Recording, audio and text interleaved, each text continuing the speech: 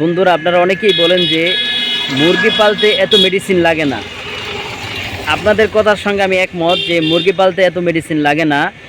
সামনে শীত আসতেছে, এই শীতের সময় গ্রামে যেই মা চাষিরা মুরগি পালে, সেই মুরগি থেকে অনেক মুরগি মারা গিয়ে সাফা হয়ে যায়।